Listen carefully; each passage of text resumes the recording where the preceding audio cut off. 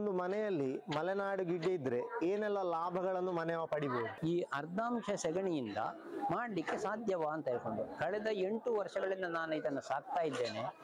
ದೇವರು ಕೊಟ್ಟಂತಹ ಒಂದು ಅದ್ಭುತವಾದಂತಹ ಸೃಷ್ಟಿಯಾಗಿರ್ತದೆ. ಅದೇ ರೀತಿಯಲ್ಲಿ BP ಬ್ಲಡ್ ಪ್ರೆಷರ್ ಕಂಟ್ರೋಲ್ಗೂ ಕೂಡ ಹಾಲಿನಲ್ಲಿ ಅನೇಕ ಅಂಶ ಪೆಪ್ಟೈಡ್ಸ್ ಇದೆ, ಅದೇ ರೀತಿಯಲ್ಲಿ ಮಿನರಲ್ಸ್ ಇದಾವೆ. ಆ ಹಾಲಿನಲ್ಲಿ 12 water soluble, 4 fat soluble vitamins ಇದೆ. ಅವೆಲ್ಲ ಆರೋಗ್ಯಕ್ಕೆ ಬಹಳ ಒಳ್ಳೆಯದು. ನಮ್ಮ ದೇಶೀಯ ಗೋವು, ಈ ಗೋವಿನ ಉತ್ಪನ್ನಗಳು ಅಂತ ಹೇಳಿದ್ರೆ ಹಸುವಿನಿಂದ ಬರುವಂತಹ ಗೋಮೂತ್ರ, ಗೋಮಯ, ಹಾಲು. ನಾವಿವತ್ತು ಮಲೆನಾಡು ಗಿಡ್ಡ ತಳಿಯ ವಿಚಾರಗೋಷ್ಠಿಯ ಕಾರ್ಯಾಗಾರದಲ್ಲಿದ್ದೇವೆ. ಇಲ್ಲಿ ನಾವು ಇವತ್ತು ಮಲೆನಾಡು ಗಿಡ್ಡ ತಳಿಯ ವೈವಿಧ್ಯತೆಯ ಬಗ್ಗೆ, ಗವ್ಯ ಚಿಕಿತ್ಸೆಯ ಬಗ್ಗೆ, ಗವ್ಯ ಉತ್ಪನ್ನಗಳ ತಯಾರಿಕೆ ಮತ್ತು ಬಳಕೆಯ ಬಗ್ಗೆ ನೋಡಿಕೊಂಡು ಬರುವ ಬನ್ನಿ. ಮಲೆನಾಡು ಗಿಡ್ಡ ತಳಿಯ ಮಾಹಿತಿ ಕಾರ್ಯಾಗಾರವನ್ನು ಹಮ್ಮಿಕೊಂಡಂತಹ ಮುಖ್ಯ ಉದ್ದೇಶ ಏನು? ಹಲವು ವರ್ಷದಿಂದ ನಾವು ಸಾಕತಾ ಇದ್ದೆವು. ಸಾಕತಾ ಇದ್ದಾಗ ಅಕ್ಷಯ ಆಳ್ವರಿಗೆ ನಮ್ಮ ಸ್ನೇಹಿತರವರು ಅವರು ಅಲ್ಲ ಸದಾಶಿವಣ್ಣ, ಯಾಕೆ ನಾವು ಈ ಮಲೆನಾಡು ಗಿಡ್ಡವನ್ನು ಸ್ವಲ್ಪ ಪ್ರಚಾರಕ್ಕೆ ನಾವು ಹೋಗಬಾರದು ಅಂತೇಳಿ ಅವರಿಗೆ ಒಂದು ಪ್ರಶ್ನೆ ಮೂಡಿತು. ಮಾಡುವ ವಿಷಯ ಸರಿ, ಪ್ರಚಾರ ಮಾಡಿದರೆ ಒಳ್ಳೇದು. ಯಾಕೆಂತ ಹೇಳಿದ್ರೆ ಎಲ್ಲ ಕಡೆ ದನದ ಹಟ್ಟಿ ಖಾಲಿ ಖಾಲಿ ಆಗ್ತಾ ಇರುವಾಗ, ಅಂದ್ರೆ ಜರ್ಸಿ ಸ್ಟೆಪ್ಪುಗಳು ಸಮಸ್ಯೆ ಆಗ್ತದೆ, ಸಾಕ್ಲಿಕ್ಕೆ ಜನ ಇಲ್ಲ ಅಂತ ಸಮಸ್ಯೆಗಳಿಂದ ಬಿಡುಗಡೆ ಹೊಂದುವ ಪ್ರಯತ್ನ ಜನ ಹೋಗುವಾಗ ಅದಕ್ಕೆ ಬದಲಿ ಒಂದು ಉಂಟು ಅಂತ ಹೇಳಿ ಗೊತ್ತುಪಡಿಸುವ ಉದ್ದೇಶ ಮುಖ್ಯ ನಮಗೆ ಇದ್ದದ್ದು.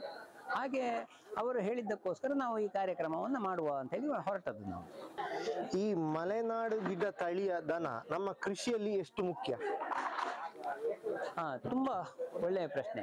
ಯಾಕೆಂದ್ರೆ ನಾನು ಒಂದು ಮಾತು ಹೇಳಲಿಕ್ಕುಂಟು. ನಾನು ಜರ್ಸಿಯ ಚೆಫ್ ಸಾಕಿಕೊಂಡು ಬಂದವ ಮತ್ತು 40 ವರ್ಷ ಅದರೊಟ್ಟಿಗೆ ಒದ್ದಾಡಿದವ. ಹಾಲು 100 ಲೀಟರ್ನ ಮೇಲೆ ಹಾಲು ಮಾರಾಟ ಮಾಡಿದ. ಆಗ ಸುಮಾರಿಗೆ ನನಗೆ ನಮ್ಮ ಹತ್ರ 20ರಷ್ಟು ದನ ಇತ್ತು. ಆ 20ರಷ್ಟು ದನದಿಂದ ಸುಮಾರಿಗೆ 15 ಬುಟ್ಟಿಯಷ್ಟು ಸೆಗಣಿ ಗೊಬ್ಬರ ಸಿಕ್ತಿತ್ತು. ಯಾವಾಗ ನನಗೆ ಅದನ್ನು ಸಾಕಲಿಕ್ಕೆ ಸಾಧ್ಯ ಇಲ್ಲ ಅಂತ ಖಂಡಿತ, ಆಮೇಲೆ ನಾನು ಮಲೆನಾಡು ಗಿಡ್ಡಕ್ಕೆ ಪರಿವರ್ತನೆ ಹೊಂದಿದೆ. ಜರ್ಸಿ ಎಚ್ಚವನ್ನು ಕಂಪ್ಲೀಟ್ ಕೊಟ್ಟು. ಆದರೆ ನನಗೆ ಒಂದು ಮನಸ್ಸಿನಲ್ಲಿ ಒಂದು ಸಂಶಯ ಇತ್ತು, ಅಷ್ಟು ಸೆಗಣಿ ಅಂಶ ಬೀಳುವುದಿಲ್ಲ, ಕಮ್ಮಿ ಸೆಗಣಿಯಿಂದ ನನ್ನ ತೋಟದ ಕೃಷಿ ಸಾಧ್ಯವಾ? ಇಂತಹ ಪ್ರಶ್ನೆಗಳು ನಮಗೆ ಬರ್ತಾ ಇತ್ತು. ಆದರೆ ಬಂದದ್ದು ಕೇವಲ 7 ರಿಂದ 8 ಬುಟ್ಟಿ, ಅಂದರೆ ಸರಿಯಾಗಿ ಅರ್ಧಾಂಶ ಸೆಗಣಿ ಬರ್ತಾ ಇರೋದು ನಮಗೆ. ಈ ಅರ್ಧಾಂಶ ಸೆಗಣಿಯಿಂದ ಮಾಡಲಿಕ್ಕೆ ಸಾಧ್ಯವಾ ಅಂತ ಹೇಳ್ಕೊಂಡು ಕಳೆದ 8 ವರ್ಷಗಳಿಂದ ನಾನು ಇದನ್ನು ಸಾಕ್ತಾ ಇದ್ದೇನೆ. 8 ವರ್ಷಗಳಿಂದ ಇದಿಷ್ಟೇ ಸಗಣಿ ಅಂತ ಹೇಳಿ ನಮ್ಮ 6 ಎಕರೆ ಅಡಿಕೆ ತೋಟ, 3 ಎಕರೆ ತೆಂಗಿನ ತೋಟ ಮತ್ತು 1 ಎಕರೆ ಗದ್ದೆ, ಇಷ್ಟು ಜಾಗವನ್ನು ನಾನು ನಿಭಾಯಿಸ್ತಾ ಇದ್ದೇನೆ. ಅದು ಕಾರಣದಿಂದ ಅದು ಗೊಬ್ಬರ ಅಷ್ಟು ಫಲವತ್ತತೆ ಜಾಸ್ತಿ ಉಂಟು ಅಂತ ಹೇಳುವುದರ ಒಂದು ಸಂಕೇತ ಅಂತ ಹೇಳಿ ಹೇಳ್ಬೋದು. ನಮಗೆ ಮಣ್ಣಿನಲ್ಲಿ ಆಗುವಂತಹ ಎರೆಹುಳಗಳ ವೃದ್ಧಿ ಕೂಡ ನಮಗೆ ಅದನ್ನು ಜಾಸ್ತಿ ಅಂತಲೇ ನಮಗೆ ಅನಿಸ್ತದೆ. ನಮಗೆ ಅದನ್ನು ನಿಖರವಾಗಿ ನಾನು ಹೇಳಲಿಕ್ಕೆ ಸಾಧ್ಯ ಇಲ್ಲ, ಯಾಕೆಂತ ಹೇಳಿದ್ರೆ. ಆದರೆ ಕಾಯಿಲೆಗಳ ಅಂಶ ಕಡಿಮೆ ಎಲ್ಲ ಕಡೆ. ಈಗ ನಮಗೆ ಹಳದಿ ರೋಗ ಮತ್ತೆ ಎಲೆಚುಕ್ಕಿ ರೋಗ, ಈಗಿನ ರಿಂಗ್ ಸ್ಪಾಟ್ ಡಿಸೀಸು ಮತ್ತೆ ಪೆಂತಿ ಕೀಟದ ಹಾವಳಿ, ಹೀಗೆ ಹಲವು ರೋಗಗಳಿಂದ ದಿನಂಪ್ರತಿಯನ್ನು ನಾವು ವಾಟ್ಸ್ಆ್ಯಪ್ ಗುಂಪಿನಲ್ಲಿಯೋ ಅಲ್ಲ ಫೇಸ್ಬುಕ್ಕಿನಲ್ಲಿ ಕಾಣ್ತಾ ಇದ್ದೇವೆ. ನಮ್ಮಲ್ಲಿ ಇಂತಿಂಥ ಸಮಸ್ಯೆಗಳು ಜಾಸ್ತಿ ಉಂಟು, ಸಮಸ್ಯೆಗಳಿಗೆ ಪರಿಹಾರ ಎಂತು ಅಂತ ಹೇಳ್ಕೊಂಡು ಪರಿಹಾರದ ಕಡೆಗೆ ಹೋಗುವಂತವರ ಸಂಖ್ಯೆ ಜಾಸ್ತಿ ಆಗ್ತಾ ಉಂಟು. ವರ್ಷಕ್ಕೆ 2 ಬೋರ್ಡೋ ಮಾತ್ರ ಸ್ಪ್ರೇಯಲ್ಲಿ ನಿವೃತ್ತಿ ಆಗುತ್ತಿದ್ದಂತ ಅಡಿಕೆ ತೋಟ ಇಂದು 7 ರಿಂದ 8 ಸ್ಪ್ರೇವರೆಗೆ ಹೋಗ್ತಾ ಉಂಟು ಅಂತಾದ್ರೆ, ನಾವು ಗಿಡ್ಡಗಳದ ಆಗಲಿ ಅಥವಾ ದನದ ಗೊಬ್ಬರ ತೋಟಕ್ಕೆ ಮುಖ್ಯ ಎಷ್ಟು ಅಂತ ಹೇಳುವುದನ್ನು ನಾವು ಯೋಚನೆ ಮಾಡಬೇಕಾಗ್ತದೆ. ಈಗ ಅಕ್ಷಯ ಆಳ್ವರ ಮನೆಯಲ್ಲಿ ಗೋಪೂಜೆ ಅಂತ ಹೇಳುವ ಒಂದು ಸುಂದರ ಕಾರ್ಯಕ್ರಮ ನಡೆಯಿತು. ಇದೊಂದು 10 ಜನರಿಗೆ ಮುಟ್ಟುವಂತ ಕಾರ್ಯಕ್ರಮ. ಅದರ ಒಟ್ಟಿಗೆ ಅದಕ್ಕಿಂತ ಹೆಚ್ಚಿನ ಸಂತೋಷದಲ್ಲಿ 10-40 ಮನೆಯವರಿಗೆ ಒಂದೊಂದು ಮಲೆನಾಡು ಗಿಡ್ಡವನ್ನ ಕೊಡ್ಲಿಕ್ಕೆ ಈ ಕಾರ್ಯಕ್ರಮದ ಮೂಲಕವಾಗಿ ನಮಗೆ ಸಾಧ್ಯ ಆಗಿದೆ. ಅದು ನಮಗೆ ಅತ್ಯಂತ ಸಂತೋಷ ಕೊಡುದು. ಅಂದ್ರೆ 40 ಮನೆಗೆ ಇದು ಮುಟ್ಟಿತು ಅಂತೇಳಿ. ಆದರೆ ಇದು ಮುಂದಿನ ದಿನಗಳಲ್ಲಿ ಇನ್ನೂ 1 ವರ್ಷವೋ 2 ವರ್ಷದಲ್ಲಿ ಇನ್ನೊಂದು 40-50 ಮನೆಗಳಿಗೆ ಇದು ಮುಟ್ಟುತ್ತದೆ. ಅಷ್ಟು ಮನೆಗಳಲ್ಲಿ ಅದೊಂದಷ್ಟು ಆಗ್ತದೆ ಅಂತ ಹೇಳುವುದಕ್ಕೆ ಇದೊಂದಷ್ಟು ನಿದರ್ಶನ. ಒಂದು ಮನೆಯಲ್ಲಿ ಮಲೆನಾಡು ಗಿಡ್ಡೆ ಇದ್ರೆ ಏನೆಲ್ಲ ಲಾಭಗಳನ್ನು ಮನೆಯವ ಪಡಿಬಹುದು? ಮನೆಗೆ ಬೇಕಾದ ಹಾಲು,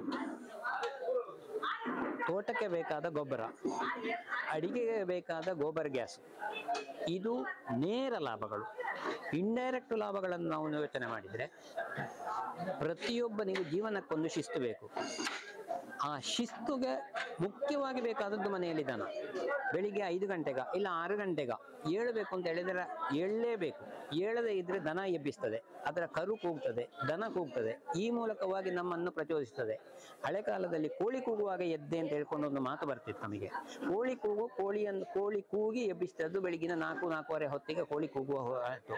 ಅದು ಸರಸ್ವತಿ ಕಾಲ ಅಂತ ಲೆಕ್ಕ. ಆ ಸರಸ್ವತಿ ಕಾಲದಲ್ಲಿ ನಾವು ಯಾವುದೇ ಕೆಲಸವನ್ನು ಮಾಡಿದರೆ, ಯಾವುದೇ ಹೊರಗಿನ ಒತ್ತಡಗಳಿಲ್ಲ ಮಾಡಿದ ಕೆಲಸಗಳು 100ಕ್ಕೆ 100 ಸಕ್ಸಸ್ ನಮಗೆ. ಆ ಮೂಲಕವಾಗಿ ನಮಗೆ ಜೀವನಕ್ಕೊಂದು ಶಿಸ್ತನ್ನು ಹೇರ್ಲಿಕ್ಕೆ ಆಗ್ತದೆ. ಇದು ಮಧ್ಯಾಹ್ನದ ಹೊತ್ತಿಗಾಗಲಿ ಅವುಗಳಿಗೆ ತಿನ್ಲಿಕ್ಕೆ ಹಾಕುವ ಹೊತ್ತು ಇದೆಲ್ಲ ನೆನಪಿಸ್ತದೆ. ಅಲ್ಲದಿದ್ರೆ ನಾವು ಹೊರಗಡೆ ಹೋಗಿ ಎಲ್ಲಿಯಾದ್ರೂ ನಾವು ಅನಗತ್ಯ ಮಾತಿನ ಮೂಲಕವಾಗಿ ನಮ್ಮ ಸಮಯವನ್ನು ಕಾಲವನ್ನು ಹಾಳು ಮಾಡ್ತೇವೆ. ಆ ಕಾಲವನ್ನು ಉಳಿತಾಯ ಮಾಡ್ಲಿಕ್ಕೆ ಇರುವ ಒಂದು ಅತ್ಯಂತ ದೊಡ್ಡ ವ್ಯವಸ್ಥೆಯೇ ದನಗಳು ನಮಗೆ. ನಾನು ಅಕ್ಷಯ ಆಳ್ವ ಅಂತೇಳಿ, ನಾವು ಮುರುಳ್ಯ ಗ್ರಾಮದ ಸುಳ್ಯ ತಾಲೂಕಿನ ಮುರುಳ್ಯ ಗ್ರಾಮದ ನೀರುಡಿಯಲ್ಲಿ ಎಂಬಲ್ಲಿ ವಾಸವಾಗಿದ್ದೇವೆ. ಹಾಗೆ ನಾವು ಮಲೆನಾಡು ಗಿಡ್ಡ ಸಂರಕ್ಷಣೆ ಮತ್ತು ಸಂವರ್ಧನೆ ಮಾಡಬೇಕು ಅಂತೇಳಿ ನಾವು ಮತ್ತು ನಮ್ಮ ಕೆಲವು ಬಳಗದವರು ಸೇರಿಕೊಂಡು ಒಂದು ಕಾರ್ಯಕ್ರಮ ಆಯೋಜಿಸುವುದು ಅಂತೇಳಿ. ಎಲ್ಲಿ ಮಾಡುವುದು ಅಂತ ಹೇಳುವಾಗ ಹಸು ಇದ್ದಲ್ಲಿ ಮಾಡುವ ಅಂತ. ಅದಕ್ಕೆ ನಾವು ಕೆಲವರು ಎಲ್ಲ ಹೇಳಿದ್ರು ನಿಮ್ಮಲ್ಲಿ ಮಾಡುವ ಅಂತ ಹೇಳಿ. ಹಾಗೆ ನಾನು ಆಯ್ತು ಅಂತ ಹೇಳಿದೆ. ಹಾಗೆ ಇವತ್ತೊಂದು ಕಾರ್ಯಕ್ರಮ ಬಹಳ ಚೆನ್ನಾಗಿ ಮೂಡಿ ಬಂತು ಅಂತ ಜನರ ಅಭಿಪ್ರಾಯ ಬಂದಿದೆ.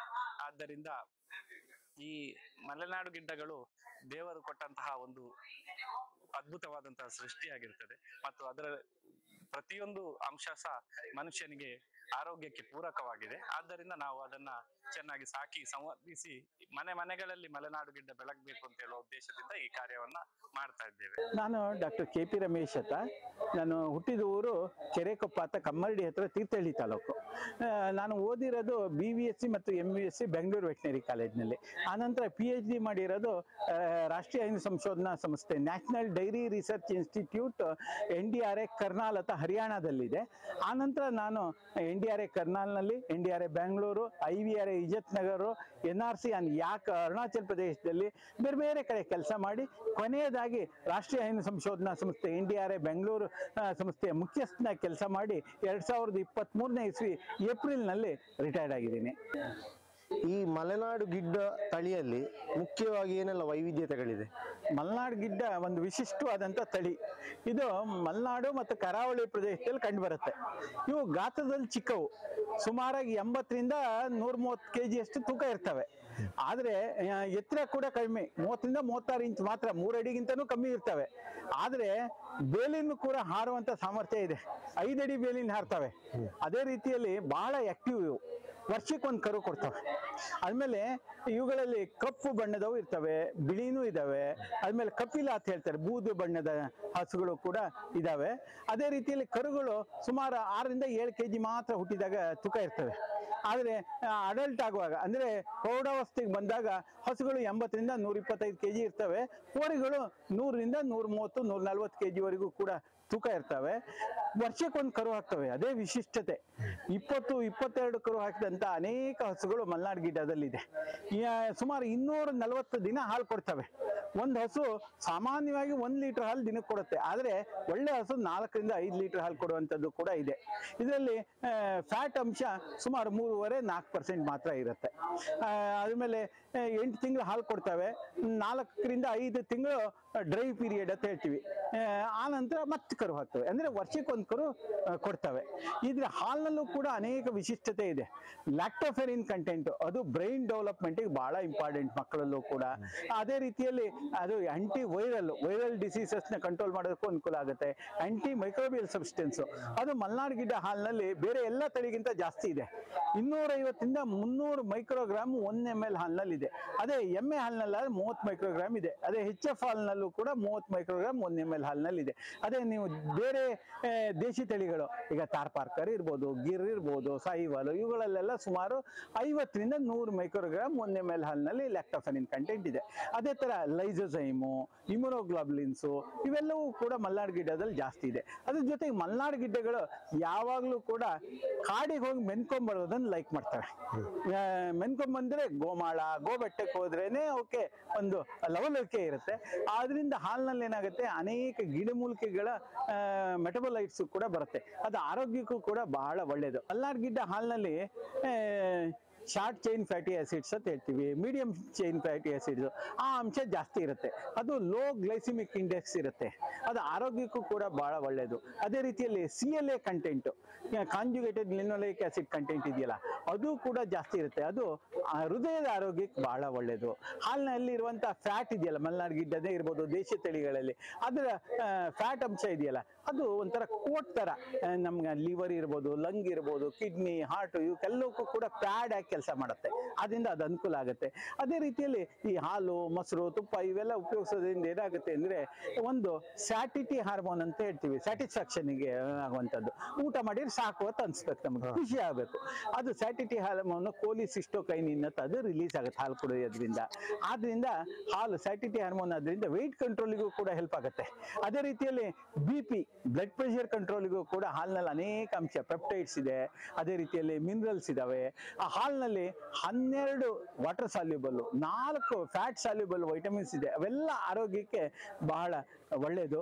ಈಗ ರಾತ್ರಿ ಮಲಗುವಾಗ ಹಾಲು ಕುಡಿಯುವಂತ ಪದ್ಧತಿ ಇತ್ತು ನಮ್ಮಲ್ಲಿ. ಅದು ಯಾಕೆ ಅಂತಂದ್ರೆ ಟ್ರಿಪ್ಟೋಫ್ಯಾನ್ ಅಂಶ ಇದೆ, ಅದು ರಾತ್ರಿ ಶಾಂತವಾಗಿ ನಿದ್ದೆ ಮಾಡಲಿಕ್ಕೆ ಅನುಕೂಲ ಮಾಡುತ್ತೆ. ಅದೇ ರೀತಿ ಇನ್ನು ನೀವು ಹಾಲ್ನಲ್ಲೇ ಇರ್ಬೋದು, ಮಲೆನಾಡು ಗಿಡ್ಡದಲ್ಲಿ ಅದ್ರ ಗೊರ್ಸು ಒಂದಕ್ಕೊಂದಕ್ಕೆ ಬಹಳ ಹತ್ರ ಇರುತ್ತೆ. ಆದ್ರಿಂದನೇ ಬೆಟ್ಟ ಗುಡ್ಡಕ್ಕೆಲ್ಲ ಹೋಗಿ ಆರಾಮಾಗಿ ಹೋಗಿ ಬರ್ತವೆ. ಆದ್ಮೇಲೆ ಹಾಲ್ನಲ್ಲಿ ಸೊಮ್ಯಾಟಿಕ್ ಸೆಲ್ ಕೌಂಟ್ ಅಂತ ಹೇಳ್ತೀವಿ, ಅದು 50,000 60,000 ಮಾತ್ರ ಇರುತ್ತೆ. 2 ಲಕ್ಷಕ್ಕಿಂತ ಕಮ್ಮಿ ಇರಬೇಕು. ಅದು ತನ್ನಷ್ಟಕ್ಕೇನೆ ಅಷ್ಟು ಕಮ್ಮಿ ಇರುತ್ತೆ. ಈಗ ನಾನೊಬ್ಬ ಸಾಮಾನ್ಯ ವ್ಯಕ್ತಿ, ನನಗೀಗ ಮಲೆನಾಡು ಗಿಡ್ಡದ ಪರಿಚಯ ಇಲ್ಲ, ಆದ್ರೆ ಹೇಗೆ ಈ ಮಲೆನಾಡು ಗಿಡ್ಡ ಅಂತ ಹೇಳಿ ನಾವು ಗುರುತಿಸುವುದು? ಮಲೆನಾಡು ಗಿಡ್ಡ ಗಾತ್ರದಲ್ಲಿ ಚಿಕ್ಕದಿರ್ತವೆ. ಆಮೇಲೆ ಭುಜ ಇರಬೇಕು ಅವಕ್ಕೆ, ಯಾವಾಗಲೂ ಹೋರಿಗಳಲ್ಲಿ ಭುಜ ಇರಲೇಬೇಕು ಮಲೆನಾಡು ಗಿಡ್ಡದಲ್ಲಿ. ಆನಂತರ ಗಾತ್ರದಲ್ಲಿ 3 ಅಡಿಗಿಂತ ಕಮ್ಮಿ ಇರ್ತವೆ, 30 ಇಂದ 36 ಇಂಚು ಅಡಲ್ಟ್, ಅಂದ್ರೆ ಪ್ರೌಢಾವಸ್ಥೆಗೆ ಬಂದಂಥದ್ದು. ಆದ್ಮೇಲೆ ಕರು ಆಗಿದ್ರೆ ಹುಟ್ಟಿದ ಕರು 6 ರಿಂದ 7 kg ಅಷ್ಟು ಮಾತ್ರ ಇರ್ತವೆ ತೂಕ. ಅದ್ರ ಜೊತೆಗೆ 80 ರಿಂದ 125 kg ಹಸುಗಳ ಇರ್ತವೆ. ಆಮೇಲೆ ಒಳ ಕೆಚ್ಚಲು ಅಂತ ಹೇಳ್ತಾರೆ, ಕೆಚ್ಚಲು ಯಾವಾಗಲೂ ಒಳಗಡೆನೆ ಇರುತ್ತೆ. ಹಾಲು ಸುಮಾರಾಗಿ 1 ರಿಂದ 4 ಲೀಟರ್ವರೆಗೆ ಕೊಡ್ತವೆ. ತುಂಬಾ ಉತ್ತಮವಾದಂಥದ್ದು 4 ರಿಂದ 5 ಲೀಟರ್ ಪೀಕ್ ಈಲ್ಡ್ ಕೊಡ್ತವೆ. ಸಾಮಾನ್ಯವಾಗಿ 1 ಲೀಟರ್ ಹಾಲು ಕೊಡ್ತವೆ. ಅದ್ರ ಜೊತೆಗೆ ಗೊರ್ಸ್ ಇದೆಯಲ್ಲ, ಯಾವಾಗಲೂ ಒಂದಕ್ಕೊಂದು ಹತ್ರ ಇರ್ತದೆ.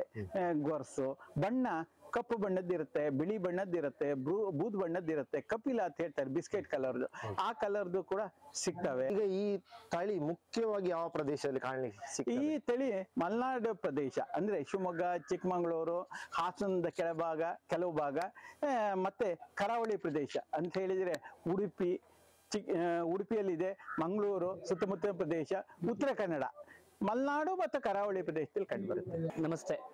ನಾವು ಮಂಡ್ಯ ಜಿಲ್ಲೆ ನಾಗಮಂಗಲ ತಾಲೂಕು ಬಿಂಡಿಗಿನವಿಲೆ ಗ್ರಾಮದಲ್ಲಿ ಶ್ರೀಲಕ್ಷ್ಮಿ ಗೋಮಾತಾ ಮಂದಿರ ಪಂಚಗವ್ಯ ಉತ್ಪನ್ನ ಕೇಂದ್ರವನ್ನು ಪ್ರಾರಂಭಿಸಿದ್ದು, ನಮ್ಮ ಉತ್ಪನ್ನ ಕೇಂದ್ರದಲ್ಲಿ ಗೋವಿನ ಸೆಗಣಿ ಮತ್ತು ಗಂಜಲದಿಂದ ಕೆಲವು ಉತ್ಪನ್ನಗಳನ್ನು ತಯಾರಿಸ್ತಾ ಇದ್ದೀವಿ. ಗಂಜಲದಿಂದ ಗೋವರ್ಕ ಮತ್ತೆ ಗೋನಾಯಿಲನ್ನು ತಯಾರಿಸ್ತಾ ಇದ್ದೀವಿ. ಗ್ರಾಮೀಣ ಭಾಗದಲ್ಲಿ ಮಹಿಳೆಯರಿಗೆ ಉದ್ಯೋಗ ಸೃಷ್ಟಿಯಾಗಬೇಕು, ಗೋವುಗಳು ಸ್ವಾವಲಂಬಿ ಜೀವನವನ್ನು ನಡೆಸಬೇಕು ಅನ್ನೋದಕ್ಕೆ ಉದ್ದೇಶದಿಂದ ಅತಿ ಹೆಚ್ಚು ನಮ್ಮ ಗೋ ಉತ್ಪನ್ನಗಳನ್ನು ಖರೀದಿ ಮಾಡಿದ್ರೆ ನಮ್ಮ ಗೋಶಾಲೆಗಳಿಗೆ ಯಾವುದೇ ತರ ದೇಣಿಗೆಯ ಸಹಾಯ ಇಲ್ಲದೆ ಸ್ವಾವಲಂಬಿಯಾಗಿ ಹಸುಗಳು ಸಾಕ್ಲಿಕ್ಕೆ ಅನುಕೂಲ ಆಗುತ್ತದೆ. ಈಗ ಗವ್ಯ ಚಿಕಿತ್ಸೆ ಅಂತ ಹೇಳಿದ್ರೆ ಏನು? ಗವ್ಯ ಚಿಕಿತ್ಸೆ ಅಂದ್ರೆ ಅದು ನಾಟಿ ಹಸುವಿನ ಸೆಗಣಿ ಮತ್ತೆ ಗೋಮೂತ್ರ, ಹಾಲು, ಮೊಸರು, ತುಪ್ಪ ಬಳಸಿ ಮಾಡುವಂತ ಒಂದು ಚಿಕಿತ್ಸೆ, ಅದಕ್ಕೆ ಗವ್ಯ ಚಿಕಿತ್ಸೆ ಅಂತ ನಾವು ಕರಿತೀವಿ. ಇದರಲ್ಲಿ ಯಾವುದೆಲ್ಲ ಕಾಯಿಲೆಗಳನ್ನು ಪರಿಣಾಮಕಾರಿಯಾಗಿ ಗುಣಪಡಿಸಬಹುದು? ಇದರಲ್ಲಿ ಮೈನ್ ಕ್ಯಾನ್ಸರ್ ಅಂತದನ್ನ ಇದರಲ್ಲಿ ಗುಣಪಡಿಸ್ಬೋದು. ಮತ್ತೆ ಇದು ಶುಗರ್, BP, ವೀಸಿಂಗ್, ಮತ್ತೆ ನಿಮ್ಗೆ ಬ್ಯಾಕ್ ಪೈನ್, ವಾತ ರೋಗಗಳು, ಇವೆಲ್ಲ ಒಂದು ಎಫೆಕ್ಟಿವ್ ಆಗಿ ಕೆಲಸ ಮಾಡುತ್ತದೆ. ನಮಸ್ತೆ, ನನ್ನ ಹೆಸರು ಶ್ರೀಗುರು ಅಂತ ಹೇಳಿ, ಮೂಲದ ತುಮಕೂರು ಜಿಲ್ಲೆ ಚಿಕ್ಕನಾಯಕನಹಳ್ಳಿ ತಾಲೂಕು ಯಳನಾಡು ಎಂಬ ಗ್ರಾಮದವರು. ಈ ಮಲೆನಾಡು ಗಿಡ್ಡದಿಂದ ಯಾವುದೆಲ್ಲ ಗವ್ಯ ಉತ್ಪನ್ನಗಳನ್ನು ತಯಾರಿಸಬಹುದು? ಹೌದು, ಮಲೆನಾಡು ಗಿಡ್ಡ ಅನ್ನೋದು ಒಂದು ನಮ್ಮ ದೇಶೀಯ ಜಾತಿ, ಅಂದ್ರೆ ನಮ್ಮ ದೇಶೀಯ ಗೋವು. ಈ ಗೋವಿನ ಉತ್ಪನ್ನಗಳು ಅಂತ ಹೇಳಿದ್ರೆ ಹಸುವಿನಿಂದ ಬರುವಂತಹ ಗೋಮೂತ್ರ, ಗೋಮಯ, ಹಾಲು, ಇದು ಮೂರನ್ನು ಬಳಸಿಕೊಂಡು ಸುಮಾರು ಔಷಧ ಉತ್ಪನ್ನಗಳನ್ನು ಕೂಡ ತಯಾರಿ ಮಾಡಬಹುದು. ಹಾಲಿಂದ, ತುಪ್ಪದಿಂದ ಪಂಚಗವ್ಯ ಘೃತವನ್ನು ತಯಾರಿ ಮಾಡಬಹುದು. ಮಜ್ಜಿಗೆಯಿಂದ ಒಂದು ತಕ್ಕರಾರಿ ಸ್ಥಾನವಂತ ಒಂದು ಔಷಧಗಳನ್ನು ತಯಾರಿ ಮಾಡಬಹುದು. ಅದ್ರ ಜೊತೆಗೆ ಸಗಣಿಯಿಂದ ಬೆರಣಿ ತಯಾರಿಕೆ ಇರ್ಬೋದು, ವಿಗ್ರಹಗಳನ್ನ ತಯಾರಿ ಮಾಡಬಹುದು. ಸಗಣಿಯಿಂದ ಈ ಮೊಬೈಲ್ ರೇಡಿಯೇಷನ್ ಚಿಪ್ ಕೂಡ ನಾವು ತಯಾರಿ ಮಾಡ್ತೇವೆ. ಅದ್ರ ಜೊತೆಗೆ ಗೋಮೂತ್ರದಿಂದ ಗೋ ಅರ್ಕ ತಯಾರಿ ಮಾಡಬಹುದು. ಇಲ್ಲಿ ನಮ್ಮಲ್ಲಿ ನೀವು ನೋಡಿದಾಗೆ ಸುಚರಣ ಅಂತ ಹೇಳಿ ಇದು ಈ ಹಿಮ್ಮಡಿ ಹೊಡೆಯೋದು, ಈ ಕೆರು ಬೆರಳು ಮಧ್ಯೆ ಸೆಳೆಯೋದು, ಈ ತರದ ಒಂದು ಸಮಸ್ಯೆಗೆ ಗೋಮೂತ್ರ ಕ್ಷಾರದಿಂದ ಮಾಡಿದಂತಹ ಔಷಧಗಳಿರ್ಬೋದು, ಈ ಸೊಳ್ಳೆ ಬತ್ತಿ ಇರ್ಬೋದು, ದೇವರ ಪೂಜೆಗೆ ಬಳಸುವಂತಹ ಧೂಪದ ಬತ್ತಿ ಇರ್ಬೋದು, ನೋವು ನಿವಾರಕ ಎಣ್ಣೆಯಾಗಿ ಗೋಮೂತ್ರದಿಂದ ಒಂದು ಶಮನ ತೈಲವನ್ನು ತಯಾರಿ ಮಾಡ್ತೇವೆ. ಇದು ಸುಮಾರು ಒಂದು 30 ರಿಂದ 40 ರೀತಿಯ ಉತ್ಪನ್ನಗಳನ್ನು ನಾವು ಪಂಚಗವ್ಯಗಳಿಂದ ತಯಾರಿ ಮಾಡ್ಲಿಕ್ಕೆ ಆಗ್ತದೆ. ನೋಡಿ, ಇದು ತಕ್ರಾರಿಷ್ಟ ಅಂತ ಹೇಳಿ, ತಕ್ರ ಅಂದ್ರೆ ಮಜ್ಜಿಗೆ, ಅಂದ್ರೆ ಶುದ್ಧ ದೇಶೀಯ ಹಸುವಿನ ಹಾಲನ್ನ ಸಂಪೂರ್ಣ ಹೆಪ್ಪಾಕಿ ಅದರಿಂದ ಮಂಥನ ಮಾಡಿ, ಅಂದ್ರೆ ಮನೆಯಲ್ಲಿ ಹಿಂದೆ ಮುಂದೆ ಹೇಗೆ ಕಡಿತಾರೆ ಹಾಗೆ ಎರಡೂ ಕಡೆಯಿಂದ ಕಡೆದು ಅದರಿಂದ ತೆಗೆದಂತಹ ಮಜ್ಜಿಗೆ, ಶುದ್ಧವಾದ ಮಜ್ಜಿಗೆ ಏನಿದೆ ಅದರಿಂದ ತಯಾರು ಮಾಡಿದಂತಹ ಔಷಧಿ ಇದು ದೇಹದ ಉಷ್ಣತೆಯನ್ನು ತಗ್ಗಿಸಲಿಕ್ಕೆ, ಮತ್ತೆ ಗ್ಯಾಸ್ಟ್ರಿಕ್ ಸಮಸ್ಯೆಯನ್ನ ನಿವಾರಣೆ ಮಾಡಲಿಕ್ಕೆ, ಮತ್ತೆ ಇವೇನು ಮೂಲವ್ಯಾಧಿ ಅಂತ ನಾವು ಇವತ್ತು ಕರಿತಾ ಇದ್ದೇವೆ ಪೈಲ್ಸ್, ಅದಕ್ಕೆ ಕೂಡ ದಿವ್ಯೌಷಧವಾಗಿ ಇದು ಕೆಲಸ ಮಾಡುವಂಥದ್ದು. ಇದಕ್ಕೆ ತಕ್ರಾರಿಷ್ಟ ಅಂತ ಕರಿತೇವೆ. ಆದ ಗೋಮೂತ್ರ ಹರ್ಕ ಅಂದ್ರೆ ಶುದ್ಧವಾದ ಗಂಜಲ ಅಂತ ನಾವೇನು ಕರಿತೇವೆ, ಅದು ಕುಡಿಲಿಕ್ಕೆ ತಕ್ಷಣದ್ದು ಯೋಗ್ಯ ಆಗಿರ್ತದೆ, ಬ್ರಾಹ್ಮಿ ಮುಹೂರ್ತದ್ದು. ಸೊ ಅದು ಎಲ್ಲ ನಗರದಲ್ಲಿರೋರಿಗೆ ಮತ್ತೆ ಗೋವುಗಳನ್ನು ಸಾಕಿಲ್ದವರಿಗೆ ಸಿಗದ ಕಾರಣ ಅದನ್ನ ಬ್ರಾಹ್ಮಿ ಮುಹೂರ್ತದಲ್ಲಿ ಶುದ್ಧವಾದ ಪಾತ್ರೆಯಿಂದ ಹಿಡಿದು ಅದನ್ನ ಬಟ್ಟಿ ಇಳಿಸುವ ಕಾರ್ಯದಿಂದ ಶುದ್ಧಿ ಮಾಡಿ ಇದನ್ನ ಬಾಟಲಿನ ಮಾಡ್ತೇವೆ. ಇದು ಸಹಜವಾಗಿ ರೋಗ ನಿರೋಧಕ ಶಕ್ತಿಯನ್ನು ಹೆಚ್ಚಿಸಿಕೊಳ್ಳಿಕ್ಕೆ, ಅವರ ದೇಹದ ಏನು ಬ್ಯಾಡ್ ಕೊಲೆಸ್ಟ್ರಾಲ್ ಅಂತ ಹೇಳ್ತೇವೆ ಅದನ್ನು ತಗ್ಗಿಸ್ಲಿಕ್ಕೆ ಅದ್ಭುತವಾದಂತಹ ಒಂದು ಕೆಲಸವನ್ನ ಇದು ಮಾಡ್ತದೆ ಗೋತೀರ್ಥ ಹರ್ಕ. ಇಂತಹ ಮಲೆನಾಡು ಗಿಡ್ಡ ತಳಿಯ ಹಸುಗಳ ಸಂರಕ್ಷಣೆ ಮುಂದಿನ ದಿನಗಳಲ್ಲಿ ಆಗಬೇಕಾಗಿದೆ. ಕಡೆಯ ಪಕ್ಷ ಒಂದು ಹಸುವನ್ನಾದರೂ ನಾವು ನಮ್ಮ ಮನೆಯಲ್ಲಿ ಸಾಕಿದ್ರೆ ಉತ್ತಮ. ನಮ್ಮ ಉತ್ತಮ ಆರೋಗ್ಯಕ್ಕಾಗಿ ಹೆಚ್ಚು ಹೆಚ್ಚು ಗವ್ಯ ಉತ್ಪನ್ನಗಳನ್ನು ನಾವು ಬಳಸೋಣ ಅಂತ ಹೇಳ್ತಾ ಈ ವಿಡಿಯೋವನ್ನು ಇಲ್ಲಿಗೆ ಮುಗಿಸ್ತಾ ಇದ್ದೇನೆ. ನೋಡ್ತಾ ಇರಿ ಕನ್ನಡ ವಿಫಲ ನ್ಯೂಸ್. ನಮಸ್ಕಾರ.